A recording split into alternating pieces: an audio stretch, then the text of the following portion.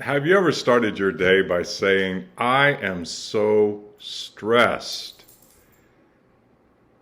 That is so powerful, isn't it? And maybe you haven't started your day saying that, but something tells me you have. Or maybe you've heard your partner say that, or one of your kids, or even your coworkers. It really sets the tone, doesn't it? I am so stressed. I want to talk to you about stress and really how stress can affect us, and it can sneak up on us in so many ways. Stress could be caused by the job that we have, maybe the dissatisfaction with the people that we're working with. Stress can be caused by parenting. There's so much pressure on trying to be the perfect parent. And I know that parenting shame can affect us in so many ways and in so many different ways between men and women and, how we view parenting.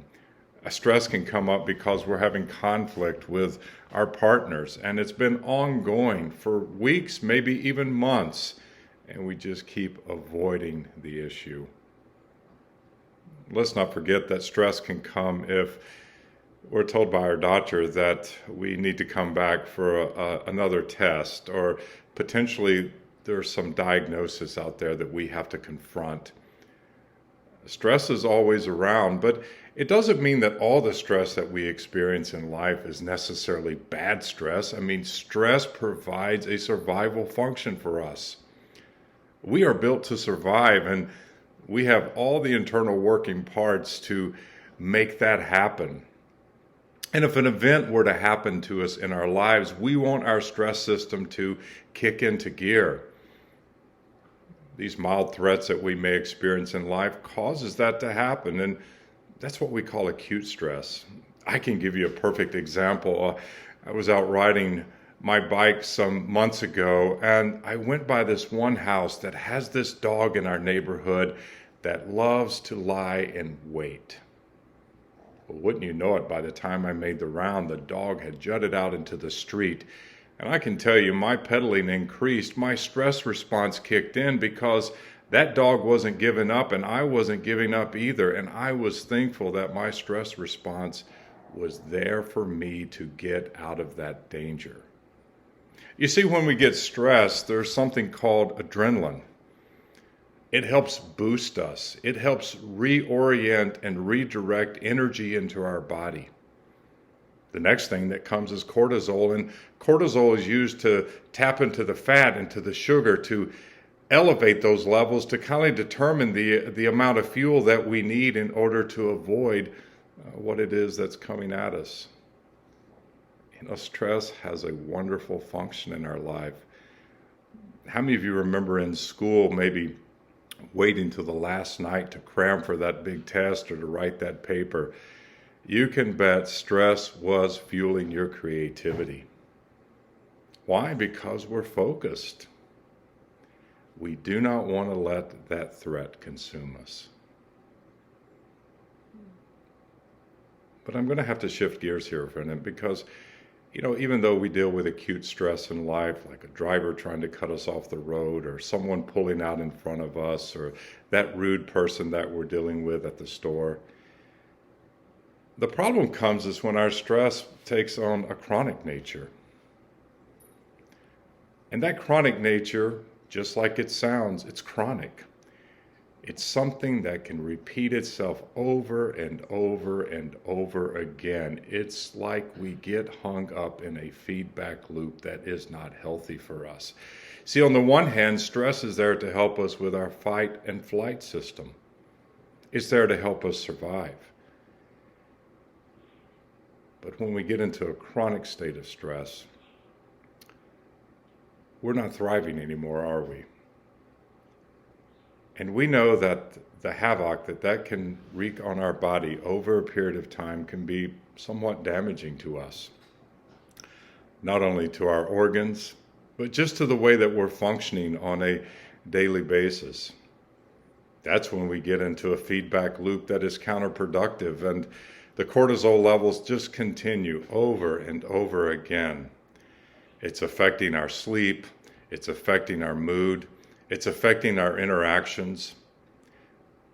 I want you to imagine that someone you potentially have met in your life who may suffer from some chronic stress, maybe someone who has had a traumatic experience. And when a traumatic experience happens, it's difficult to regulate that stress response. It's as if once the brain begins to change and has been traumatized, it's somewhat difficult for it to evaluate the threats in a more reasonable way. At that sense, it becomes chronic. You see, when the stress response is working in a normal range, the way our energy is distributed to our body, it's like our blood has changed. It goes to our brain differently. It goes to our muscles differently. Our energy is being distributed in a way that's just right to help us function. Like, for example, when we get up in the mornings, our cortisol levels are elevated, and that's really a good thing because we need that fuel to get going in order to greet the day. It's just right for the task that's needed. As we go throughout our day and as we get into the evening, our cortisol levels are supposed to decrease to sort of soothe us so that we can get ready for the night ahead to have some healthy and restful sleep. You see, we want our stress to be at somewhat optimal levels. We want it to work for us. We don't want it to work against us. So what are some indications that we may be in a stress response that is working overtime for us? Well, a few that come to my mind is sleeplessness, tension, headaches, muscle aches, rapid heartbeat, poor concentrations, even emotional eating or emotional drinking, crying, irritability, fatigue. These are the symptoms that we can see in our own life that may give us a chance to slow down and pause and to really reflect on what it is that is causing this overdrive system to be working in my life in a counterproductive way. You see, maybe you've been there before and you know what that feels like. Everything that comes along, you're just jumping at. This can eventually lead us to burnout and fatigue, and we're just not functioning at an optimal level. If you've not been there, maybe you've encountered someone that's been there. Someone who just looks as if they're really taking their last step. So what can we do about this? Well, fortunately, there are some interventions that we can take that can help us work with this stress response. Now remember, some stress responses are natural and necessary to help us. When the scale tips and it goes to the other side and it becomes chronic, we know that we are working against ourselves. So look, here's some things I want to offer you to think about as you're beginning to maybe evaluate your life and look at your stress levels, and maybe you're making decisions to do something about the stress that you're experiencing. Just take a time out and evaluate your environment and ask, what is causing my stress? Sometimes we're like a wheel and we get out of balance. So we need to step back and rebalance ourselves. I bet if you slow down enough just to take time, you might discover a few things that could be causing the stress in your life. But that's the key term. If we just take time to slow down, maybe we will find the things that are causing stress in our life. So look at the things that are causing you stress in your life. And even more importantly, I want you to take a few minutes and sort of evaluate the reactions that you're having to these things in your environment.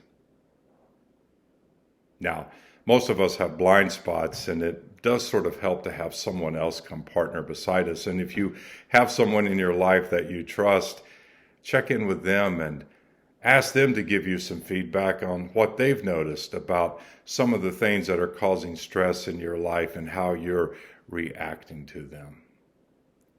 So I want to give you some tips. We're living in this post-COVID world, and it seems like it's coming back, it's going away, it's coming back. And over the past couple of years, we've had to change a lot about our life. And part of that means that we've had to expose ourselves more and more to social media and to the news. And, let's be honest, sometimes it's just really negative news that we're hearing over and over again. So maybe you need to take a break from all the information that's coming into your field of vision on a daily basis, and maybe it's okay just to get off social media for the day.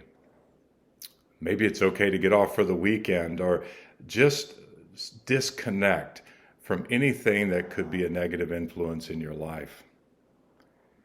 The other thing is I want to encourage you to take care of yourself. You're the most valuable product you have. Learn to take care of yourself. What do I mean by that? Watch how you eat. We know that eating certain foods can increase our stress response. And there we go with that feedback loop again. My last video, I talked about how eating can affect us, and especially this combination of processed foods. It just isn't healthy for us, is it? Not only do I want you to start thinking about how you're eating and how you're responding, but part of that means that we have to start developing healthier routines in our life. Like, for example, making sleep a priority. It may take some time for you to reset that clock, but that's okay. It's really worth it. Especially knowing that when you're sleeping, your body is taking the opportunity to repair itself, to give you the necessary tools to confront today and tomorrow. Here's something else I kind of want to encourage you and throw your way. Work on avoiding alcohol. I know people tell me all the time, I can't sleep without alcohol. Well, that's quite a powerful belief, isn't it? Until after 3 hours you wake up and you feel your heart racing, you're sweaty, you're hot, and you realize, I'm not really getting much sleep at all, am I? Alcohol can actually cause us to become more stressful. Watch your tobacco use if you do use tobacco. Have a way in your life that is healthy for you to unwind. Don't we all need outlets? Kind of one of the best ways to burn off that adrenaline that we've stored up, or that cortisol, is to exercise. It's like a bonus fuel, isn't it? And it can really help us to find ways to unwind, to let off, as we used to say, all the steam in my life. Talk to other people. Community is healthy. We need other people to help support us along our path and a part of our journey. And sometimes just sharing with another person is cathartic. We're unwinding and we're dumping material into other people's lap. We don't want to overwhelm people, but having a listening ear is so refreshing sometimes. Connect with community. Community can be healthy too, not only to support us in our journey, but also healthy in our healing, because in community we find other people who say, yeah, you too? I've been there, and let me tell you how I handled this. That can be so helpful to us, can it? Meditation is something that has long been known to help with stress as well. Some people participate in yoga. Some people learn how to breathe differently. All of these things can help sort of reset us and get us more grounded and more in touch with ourselves, because we're so stressed some days that we just disassociate ourselves. It's like we're running away from ourselves. We don't have time to draw back and connect to ourselves. I had a client say to me one time, I tried this meditation thing, and I can tell you, I had so many thoughts running through my mind, it almost drove me crazy. And I said, bingo, that's the point. You finally slowed down enough to know what your mind has been dealing with. Now let's take one of those parts and let's break it down piece by piece. Eventually, the individual got good at meditating and wouldn't trade it for the world now. As a matter of fact, it's a number one priority in their life. Now, if you see a therapist, find someone who practices cognitive behavioral therapy. That's been demonstrated to help us learn how to change thinking patterns that are more negative, which can create our stress, to thinking patterns that are more hopeful and more growth-oriented. Like, for example, in cognitive behavioral therapy, we call these thinking traps.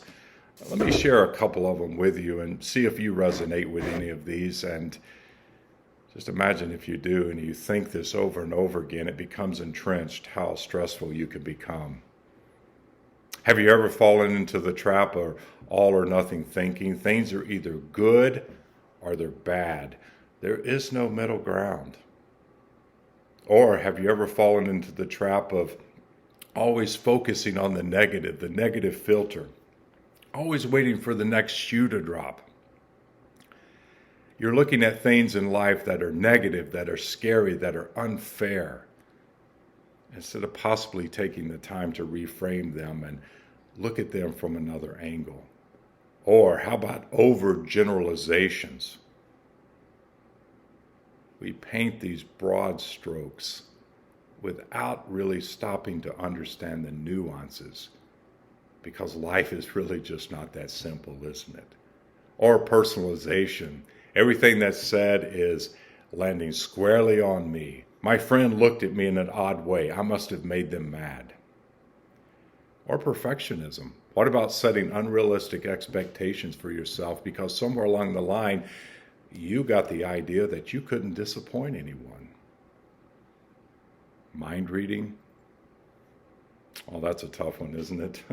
Imagining that you can read what's in other people's minds. And one of my favorite ones, why? Because this is one I've had to work on, catastrophizing. Always casting somewhere out in the future the worst case scenario that could possibly happen. Thinking this way and falling into these thinking traps can really increase our stress responses. Get in touch with some cognitive behavioral therapy. Learn how to use it every day as a valuable tool for your life. Before I go, there's two more I want to mention to you. Focus on goal setting. You know, if we have a direction and a vision for our life, it really does help us to gain more internal control and not be so swayed by all the events that are coming at us. Now, I know sometimes we have to pivot and we have to be adaptable and we have to adjust, but overall, if we have goals in our life, we seem to be more confident, more driven, less distracted by the events that can happen to us. So I want to encourage you to sit down and set goals not only for your life personally, but professionally, with your recreational needs and even your needs of your soul. These are all important things to help boost your confidence and help reduce your stress. And before I go, this is the last one, and I can tell you this is one of my favorite ones. I have learned to keep it in the day. I don't want to borrow trouble from the future. You see, because the future is not even here yet. The choices that you're making right now greatly determine what your future will hold for you. Keep it in the day. Hey, it's been great talking to you. And if you're having any struggles with this and would like to collaborate and to work with someone, we at Trifecta are available to help you and to help you journey and to help journey with you and to help you start creating the life that you really crave.